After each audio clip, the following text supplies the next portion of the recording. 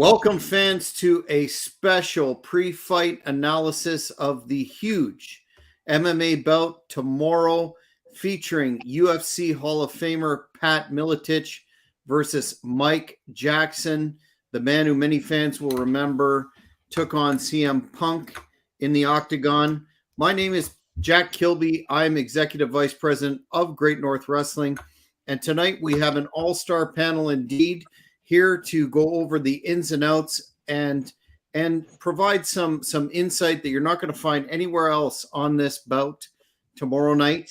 And that would be starting with MMA legend Kamal Shalarus, the King of Connecticut, and the MMA professor, the man of the empire of MMA, the man Colin Crandall. Gentlemen, thank you for joining us tonight. Thank you, Jack. Thank you. Want to start off by providing the fans with the backstory of this bout, and some of the reasons why this truly meets the qualification of a modern day grudge match. Starting with yourself, Colin. So you have the legend in Pat MILETICH, and you have kind of an anomaly of a fighter. Not a super young fighter, but a lot younger than Pat. And at one time, they were teacher and student. Pat MILETICH, known in the early days as being the first 170-pound UFC champion, and probably being the first really prolific coach that coached a lot of notable fighters in the UFC, and he continued to do that. And so this is a rare example of a teacher ending up fighting pupil in an actual MMA fight. Doesn't happen that much. It doesn't happen that much even in combat sports. But MMA, I think it may be the first, especially since Pat MILETICH is indeed a member of the very select few that are called UFC Hall of Famers. King, now I know you have a relationship with Pat going back many, many, many years. Could you let the fans know why there's legitimate animosity between these two competitors? Sure, Jack. The society that we live in today is riddled. I've got a plane flying overhead here. Maybe wait for it to pass. Cops are flying overhead. I'm out in the country here in Florida. It's beautiful. But yeah, so anyway, our society today is riddled with this cancel culture on all sides. People that want to go after folks they don't agree with, want to go after their jobs. And that's what happened to my good friend Pat MILETICH.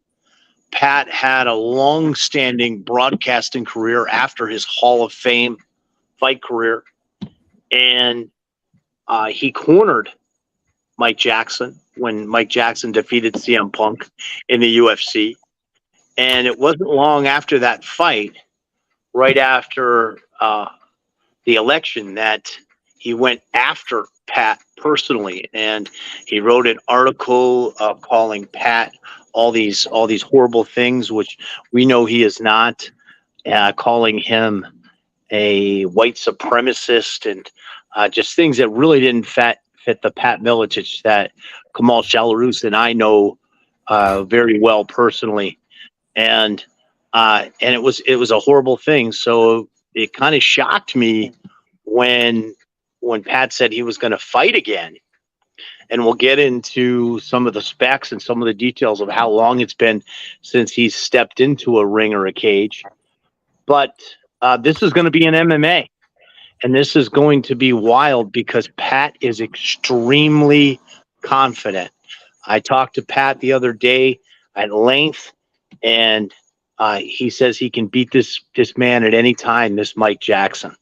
So this is going to be a fight to remember, historic, folks, historic. And this is genuine heat, genuine bad blood. When you go after a man's job and take away the tools with which he puts food on the table, it's personal.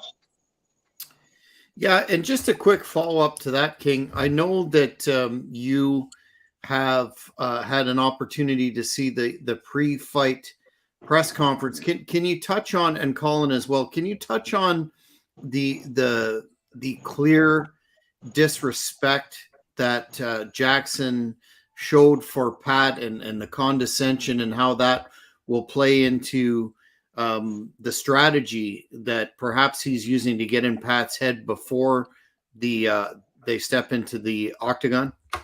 Yeah, he actually said that he was going to dog walk that old fool, Pat MILETICH, that old racist fool, and he's really gone after the jugular here with Pat. So he's made his bed, and we'll see how this goes down. But yeah, the press conference was enormously entertaining.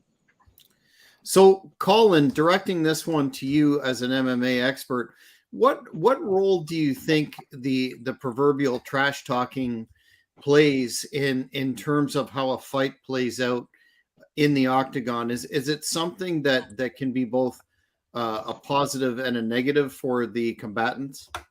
You know, that is a very interesting question, Jack, and I'll definitely give you my feeling. I know that Kamal would also be a really good person to ask that question. He would know personally a lot better than me from having been in there. But for me, training in Brazilian Jiu-Jitsu, a little wrestling, Muay Thai, karate, as well as being a commentator here for many years, I absolutely will share my thoughts on that real quick. And then, I would say throw it to Kamal, and then Matthew also would know very well personally. I think that it sometimes makes a difference and sometimes it doesn't. I think for the younger fighters, it can maybe make more of a difference because, they're all fired up, the testosterone's pumping, and you say one wrong word, or you look the wrong way at a guy who's 25 years old, then he's ready to fight you. So, I think that it maybe not as much when a guy's 30, 35 years old, older than that. But I think, it adds some motivation. I think maybe the person talking the trash also feels the pressure to back it up because they're going to look silly if they don't. And it seems like a lot of the times they don't, but some guys do. And I think that might definitely have some weight in this. I know that CM Punk, not CM Punk, but Mike Jackson said what he was planning on doing. And then Pat said also that Mike Jackson is going to leave the ring in a stretcher. So they're both extremely confident. But yeah, it'd be interesting to see what Kamal's take on that is, and Matthew as well. Yeah, Kamal, can you jump in on that one as an experienced competitor? Does that can that trash talking be a motivator, but also an intimidating factor to a man about to fight? Yeah, a trash talking means someone they don't have no talent, no strength, only they can talk. So I know Pat. I train under Pat MILETICH system. I train with Pat, and Pat is a legend, and he have so many strong weapon tools. He can put I forget his name, and I don't care. Put him down, and also of course ages matter. Ages matter, but still you cannot compare zebra with lion. Pat is a lion, and he's a strong zebra. So at the end, he don't have a sharp teeth. Pat, he has. Pat, if you do a small mistake, Pat's gonna put him down. Pat's gonna look at a small mistake. Yeah, King, as a legendary purveyor of hyperbole and verbal barb, so to speak, what are your thoughts on this particular issue with respect to the fight at hand? Well, Pat MILETICH, he's like that old dog that's had all he can stand, but not quite all he wants. And yeah, you can get into a man's head. Most famously, I got into the Nature Boy Ric Flair's head. We won't talk about that. You can attack a man, psychologically if he's mentally weak. There's an old saying, and it came from boxing, and I'm sure that Colin will know this as a boxing historian. He was dead before he ever stepped into the ring. And most famously, when you look at Muhammad Ali with his antics with Joe Frazier, he got in Joe Frazier's head. And that can happen in the cage too, and in MMA. But I think in this case, you have a young man in Mike Jackson that's looking for a headline. And when this fight is over, I have a feeling he'll be walking on the bread line. Love it, King. Very good. Let's trademark that now. Bossman Hannibal has a comment. I refuse to imagine the other guy has a chance versus Pat. But before we comment on that, let's dive into the experience factor. You know, Pat is a Hall of Famer, a veteran with a storied career. Mike Jackson is still an active competitor and represents a more recent generation, if you will.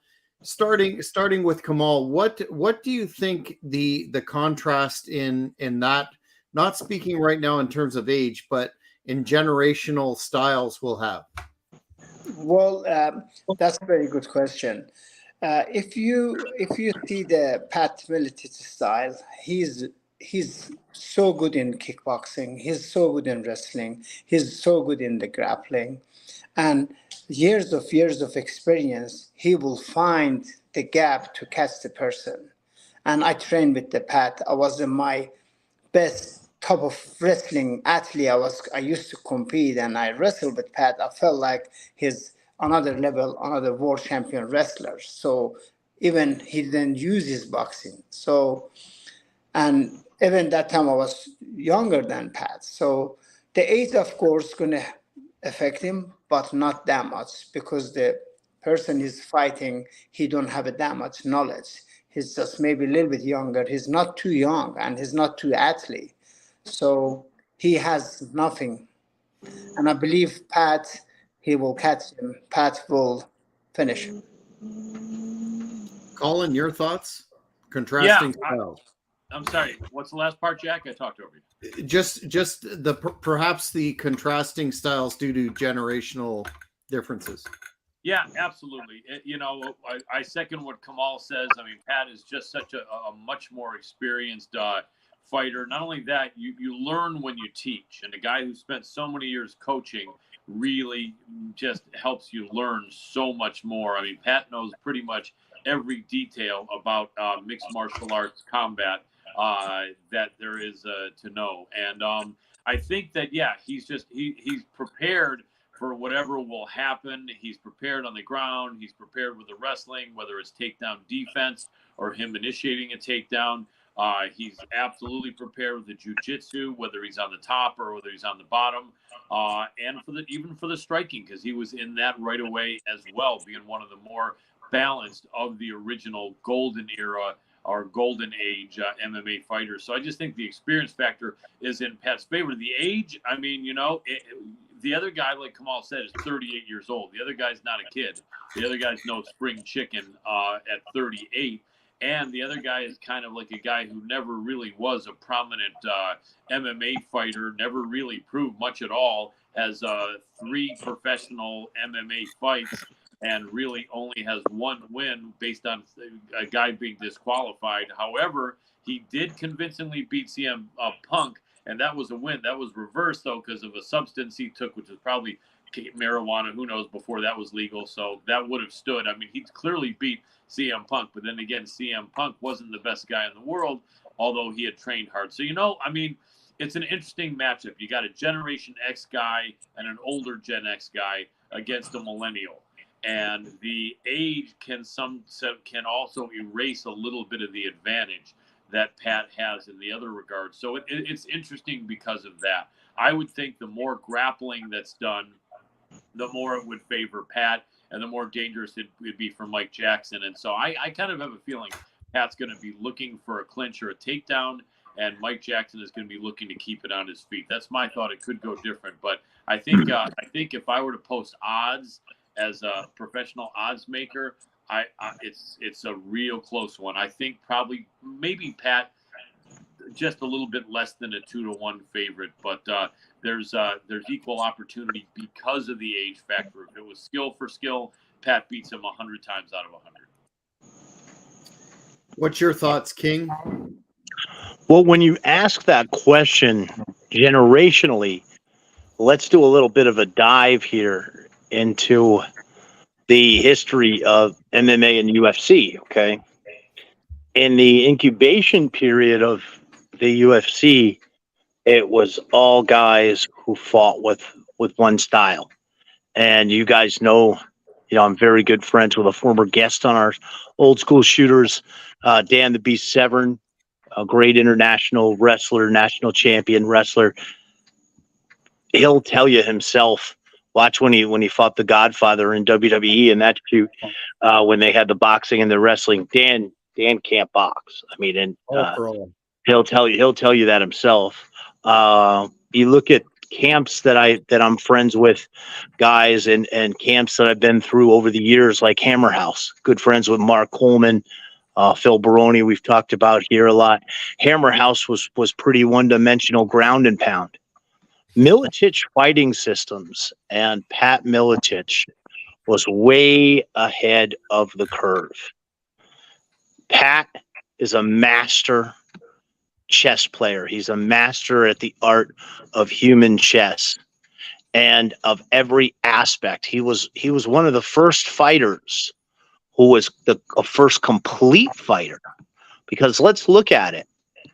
Pat retired in 2002. Okay. That's 3 years before the Bonner Griffin fight. That's 3 years before the golden age of the sport of UFC. And at that time, he was so extremely well-rounded. Go back and watch his fights from that time. He was experienced, like Kamal said, as a kickboxer, as a wrestler, as a counter wrestler, as I saw going back and watching his fights, like on the scramble and picking that low single on guys like Carlos Newton. He was not the explosive wrestler with the blast doubles like a Matt Hughes. He was very cerebral. He was a master of the art of human chess. Mike Jackson, on the other hand, as Colin pointed out, not really the best representation of a modern fighter. He was handpicked, really, to have a competitive fight against CM Punk, a guy who really did not belong at the highest level in the UFC. He should have been fighting at the local level at the Bush Leagues and built his way up, but he had that name, right? So Mike Jackson is nearing 40 years old. He only has a few fights.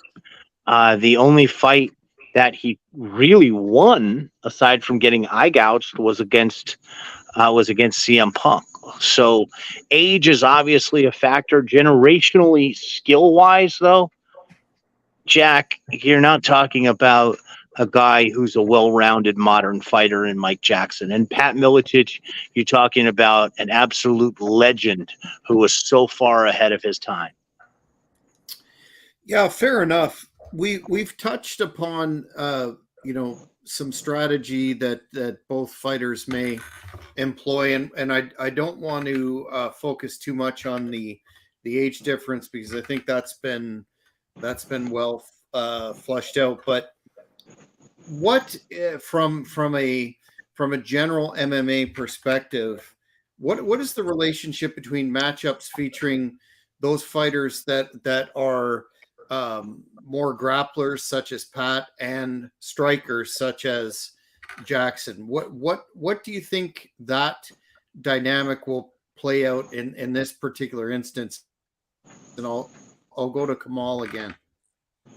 Well, of course, this is the matter. So his opponent is a striker, and he's going to keep, because I'm taller, and he tried to keep the distance and use his strike. But Pat is amazing in the close game. Pat is not going to give him that distance. Pat's going to get inside. He's going to do his inside boxing. And then when he's taller guy, when you get closer, they don't have anything, just they're more open. And Pat's going to use his against himself. So basically going to do the close game, and then going to be even more easier. And this is not the ring. This is the octagon. There's a sixth wall. He's not going to run away. He's going to hit one of the wall.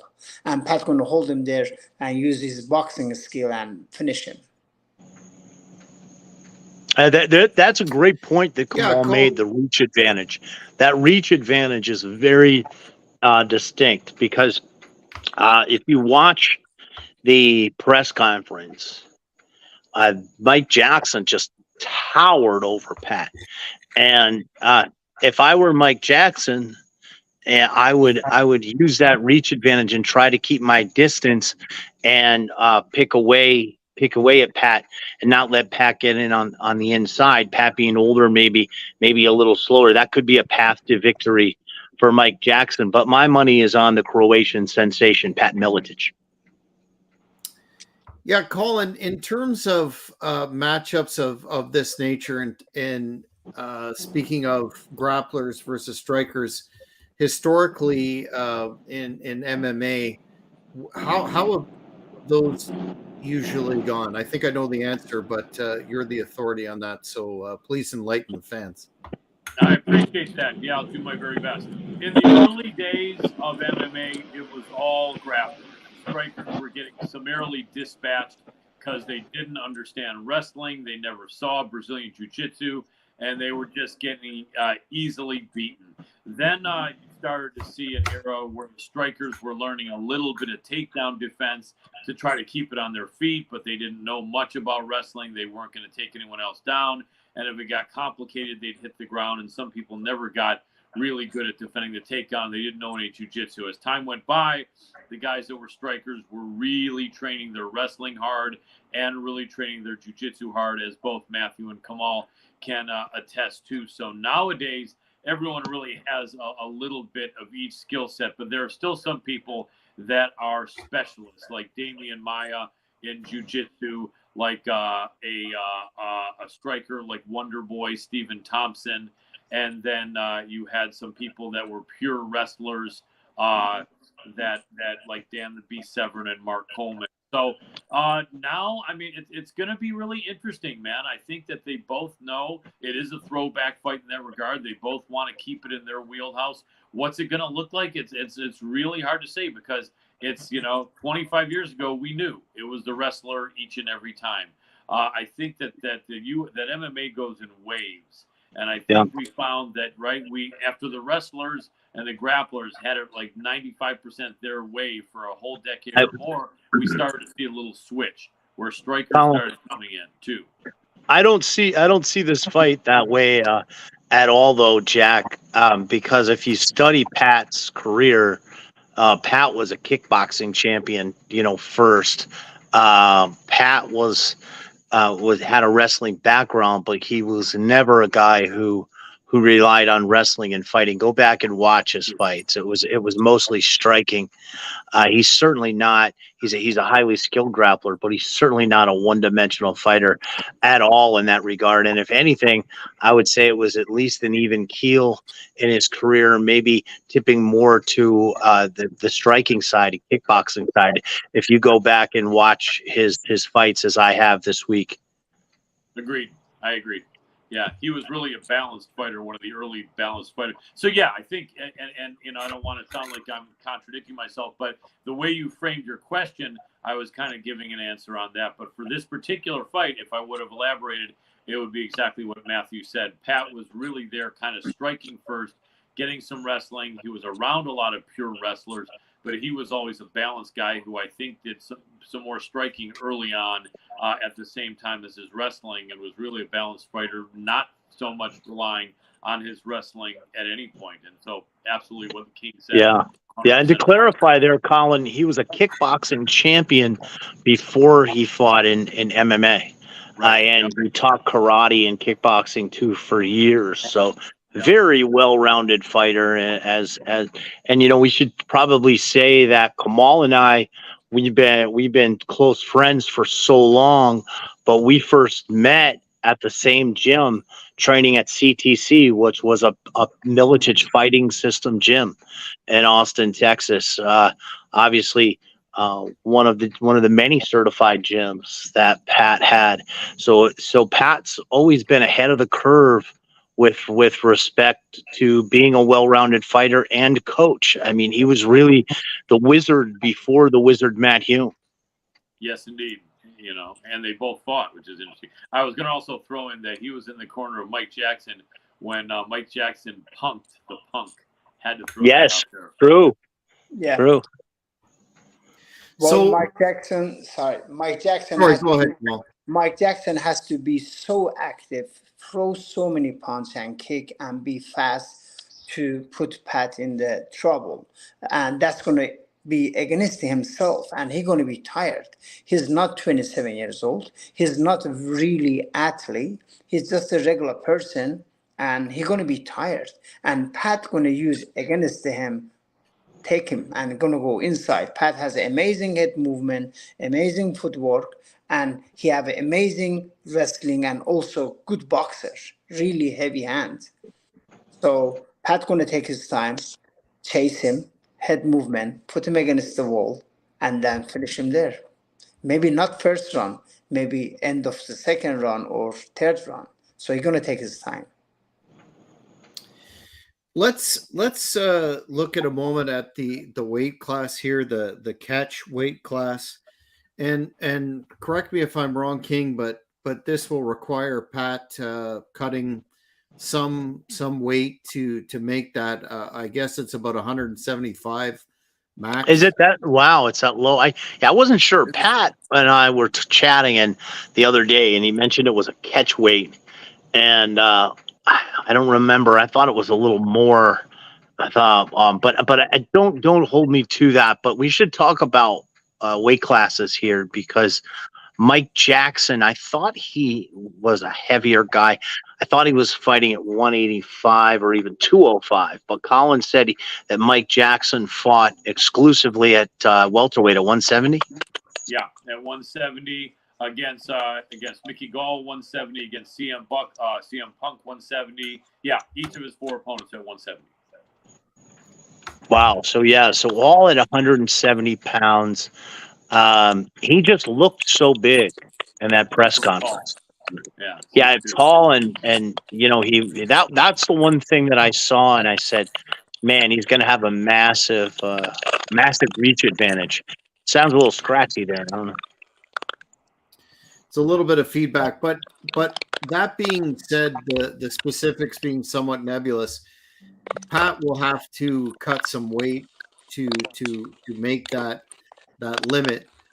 King, starting with you, what do you think that process will play with him in the fight? Well, I got to say this. Pat was good friends with.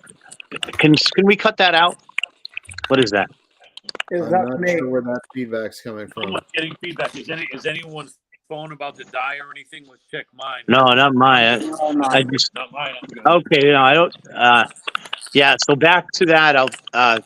Yeah. So when I was chatting with Pat, we reminisced about a good friend of ours that I want to give a shout out to. That was a great man, Laurent Pinchot. From Big Sexy Racing, one of my best friends from college all the way to the Carolinas. Laurent met Kamal a couple times, I think, and we had coached Laurent's son. I used to call him Bam Bam, and he died tragically in Paris. But my point there is the reason that Laurent and Pat knew each other was through ultra racing. And ultra racing is the next level beyond Ironman, where you race for days, running, biking, swimming. And up until a few years ago, Pat MILETICH was competing in these ultra races. So you're not talking about a normal older man. He is in incredible shape. And I don't think this weight cut will be a problem for the Croatian sensation. Kamal, your thoughts on that particular issue? Yes, of course, when age go up, the losing weight is more harder and you become heavier. So, but what I heard from Pat, he has a good training camp and he's active always and he training. Basically, he born based on that lifestyle. He trained all of his life. So I'm sure he should be fine and he knows he won't take this fight if he had difficulty with his weight because his crowd is in the middle. Colin, in terms of the fight camps, what do you think the strategy will be for each of these men, given the the weight differential, and notwithstanding the comments about Pat being a rounded fighter, do you think the age factor would result in Pat going more towards the ground game, or do you think he'll fight the type of encounter with striking and a mix therein? But first of all, in terms of physical conditioning, what are your thoughts on both men? I think both guys are going to show up in shape. The older you get, the harder it is. I mean, let's face it, there's definitely more wear and tear on Pat than on a 38-year-old Mike, although, like Kamal said, 38 is not a kid. And so I think definitely Pat's overcome more injuries. It's a little bit harder, and you have a little bit more, you definitely have some more wear and tear on joints as you age. But I think Pat, being an elite athlete who trained and fought so many times, both in kickboxing and in MMA, he's definitely more used to it and more aware of his body than someone who's only had a few fights like Mike Jackson. The age, I think, will have a factor. Although, you know what? One thing I know Kamal can attest to, and Matthew, is that you don't really know what you have compared to your opponent until you exchange for a few seconds or a short while. Before then, it's all what you think they have, what you think you have, who you think is better. When you go in there for probably, the first couple of exchanges or maybe a minute or so, then you'll have a better idea, and the fans will have a better idea what they both have. I think at that point, what they're both going to want to do is make the needed adjustments. More than likely, Jackson is going to be faster. Whether he's more accurate, his skills are not more polished, they're less polished than Pat, but he's going to be taller, he's younger, he's going to be faster. But is he going to be accurate enough? Is he going to leave openings? Is Pat still going to feel comfortable exchanging with him? Maybe, probably. I think Pat's going to mix it up, but I think, in all honesty, because of the age and the hand speed and the reach in striking, it could give Jackson some advantage there. And so I think, even though Pat's a balanced fighter, I think for an older fighter who is absolutely the better grappler, I think ideally Pat's going to probably at some point fairly soon agree to come in and at least get the clinch and maybe do some elbows and some knees from Muay Thai training that he has for many years, and then possibly bring it to the ground. And I think Jackson's going to probably want to keep it on his feet the whole time, unless he ends up on top of Pat. But even then, I have a feeling Jackson doesn't want really too much part of Pat on the ground, and is going to try to avoid that and or scramble up. So it's going to be very interesting to see. Just my thoughts. Fair enough. In terms of what this fight means in terms of Pat Miletich's legacy in the sport, what do you see in terms of future implications on that? Will it tarnish his legacy? What do you see an outcome one way or another there? And also for Mike Jackson, King, and we'll start with you, as you alluded to at the start of this broadcast, he's this is an opportunity for him to grab the spotlight, to make headlines. I know it's getting a lot of attention. What's at stake, I guess, for both fighters in this bout, starting with yourself, King? Well, for Pat, he's been to town, been up the boulevard and down the beach. And he's learned some things that only time can teach. It doesn't matter for Pat. Pat's legacy is cemented. He is a UFC Hall of Famer. And being a broadcaster myself, and on this channel, you can watch me call the fights with my late great broadcast partner, other UFC Hall of Famer, Stephan Bonner. I feel, and I've said this to Pat in person and on air, that Pat is the very best to ever go from the cage to the broadcast booth. Pat's legacy is cemented. For Pat, this is personal. And I have one prediction. I can sum it up in one word: pain. Love it. Love that, King. Kamal, your thoughts on that question, legacy versus, maybe you can touch on what impact do you think this has on Mike Jackson moving forward? Well, it's going to be very bad for Mike Jackson because Pat is already legend, and he's really true legend, and he was mentor for me too. He taught me to how to fight. He taught me to how to be what's behind the fight and what after the fight. So Pat really mentored me, helped me a lot. So I have no, I don't know anything about his opponent personality, but as far I know, if you disrespect your coach, the coach train you and bring you up, and you turn against him. That's not good. That's not cool. That's not manners. I can tell you guys personally, Kamal was more than just a friend and a client. He was a coach to me. You know, I grew up wrestling competitively starting when I was in middle school, and I learned so much from Kamal. And he was a great coach for me. And I would never disrespect the Prince of Persia the way that this spineless weasel, Mike Jackson, has disrespected my good friend, Pat MILETICH. Colin, your thoughts on the matter, sir? Yeah, can you frame that question once again? Because I've heard several different thoughts. What was the exact question on that, Jack? Just what impact, if any, will this have on the legacy of Pat MILETICH, and what, impact would it have in terms of future opportunities for Mike Jackson or lack thereof? Yeah, absolutely. Okay, and I'll start with A and then finish with B. Start with Pat, with Mike. With Pat, as the King said, his legacy is cemented.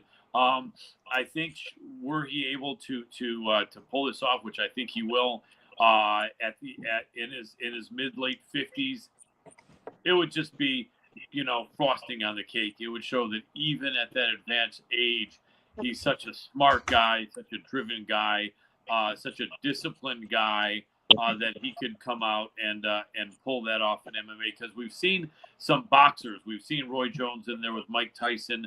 They were against each other, and then we saw Evander Holyfield not do so good against Jake Paul, and then not against Jake Paul, against Vitor Belfort, and so, but we haven't seen someone in their 50s in an MMA fight, and this would kind of be historic, and it would also be amazing, and it would be a testament to the intestinal fortitude, determination, discipline of Pat MILETICH, and it would show that us Generation X guys are not to be messed with at any age. So I think that would be great either way. If it didn't go well, though, I don't think it would affect his legacy. For Mike Jackson, I think it would be a good win. If he wins this, it'd be as a bit of an underdog, and I think it would definitely it wouldn't tell people that he would have beat Pat MILETICH 10 or 20 years ago, but still it would be a solid win. He'd have that name on the resume and could get some other opportunities from it. So I think that's probably what he's really hoping for. And once again, it would say that he beat a UFC Hall of Famer and former UFC champion. Now, he beat him in his mid-late 50s, but still, it's pretty impressive to be able to go to meet your maker and say, I beat a UFC former champion and a UFC Hall of Fame fighter. So definitely interesting ramifications for both as far as the benefits in future endeavors.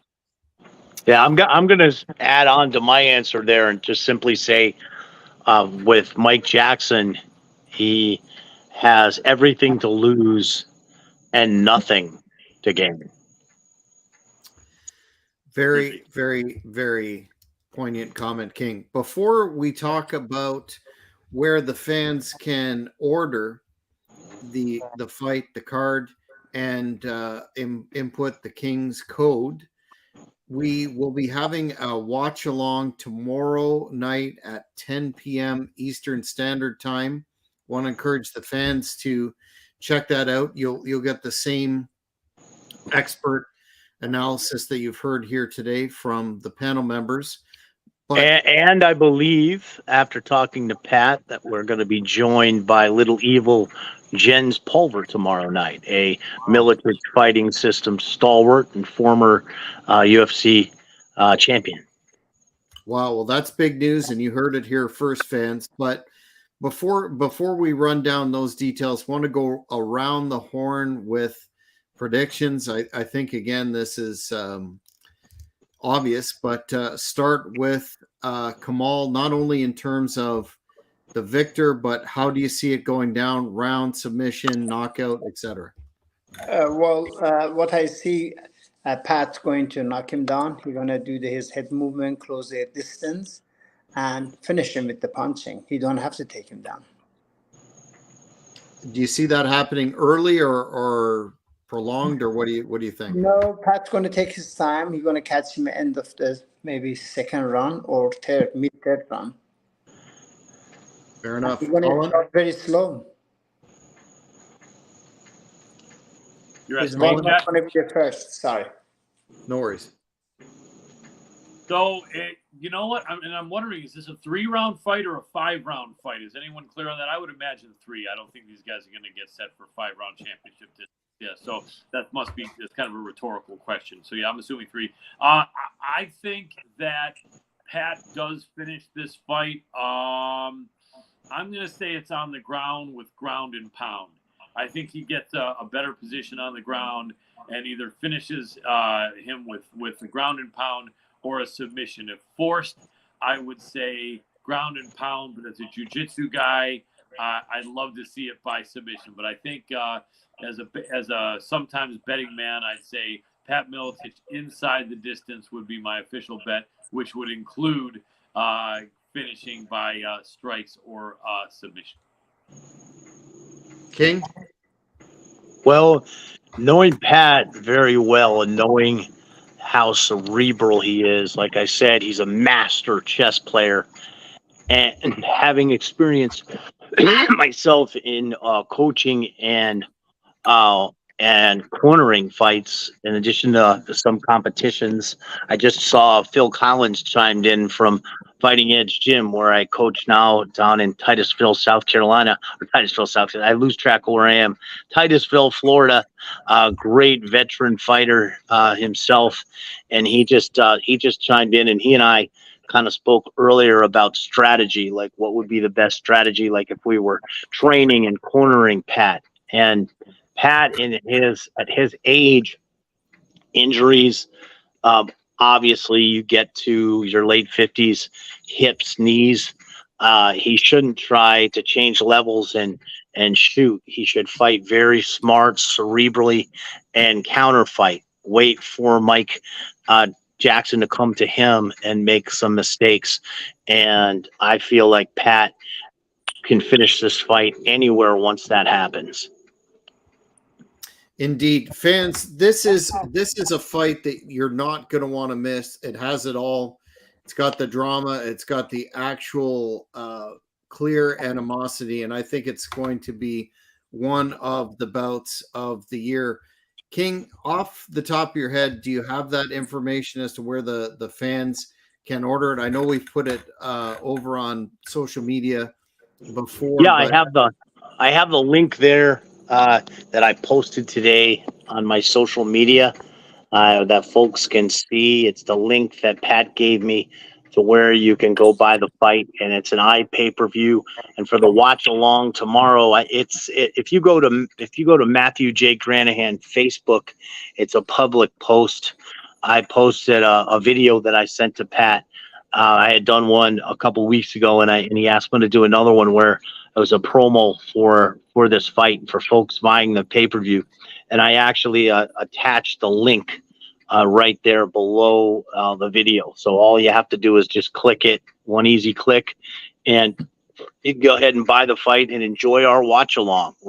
And in order to enjoy our watch along, you're going to have to buy the pay-per-view. And let me tell you, this is a historic fight. I think all you gentlemen will agree. Never had a UFC Hall of Famer whose active career ended 21 years ago come back and fight again. I mean, we saw Hoist Gracie come back and fight, ironically, get destroyed by one of Pat's disciples, the great Matt Hughes. We saw, of course, the natural Randy Couture a couple times come, and we all thought he was so old in his early 40s, and he was an older man. But now you have a gentleman who's 21 years past, and what makes this fight so much more compelling is the fact that this is personal. This is personal, and that's the only reason that Pat is doing it. If it were legal for Pat to beat this man and give him the beating of his life out on the streets, he would do so. But in order to do it legally, Pat is a gentleman. He has to do it in the cage. Well, gentlemen, thank you very much for your astute analysis. Kamal, excellent. Appreciate you participating in this. Colin, MMA professor of the MMA Power Hour Empire. Thank you very much, King. And appreciate your one quick comments. thing. Yeah, one quick note. One of the greatest fights of all time in the UFC, and I had the absolute honor and pleasure of managing Kamal for part of his career and being at his fights. His fights are epic, and I tell people, if you want to see how incredible a fighter the Prince of Persia, Kamal Shalarus, is, watch when he fought Khabib. That was a war. We consider Khabib the greatest pound for pound of all time, and that was a seesaw back and forth war. And the Prince of Persia, brother, thank you so much for joining us. It means a lot to the broadcast. Thank you for having me. Yeah, much respect. Fans, we will see you tomorrow night, 10 p.m. Eastern, for the fight. Check out Matt Granahan's social media that he talked about to find the link to order that fight and use the code. And we will look forward to a barn burner tomorrow night. It's going to be a slobber knocker, folks. To quote the great JR, have a great night, everyone. Thank you for watching the Hannibal TV. Please like this video if you enjoyed it and click the subscribe button to not miss any of our latest shoot interviews, match videos, or news updates. Follow us on Twitter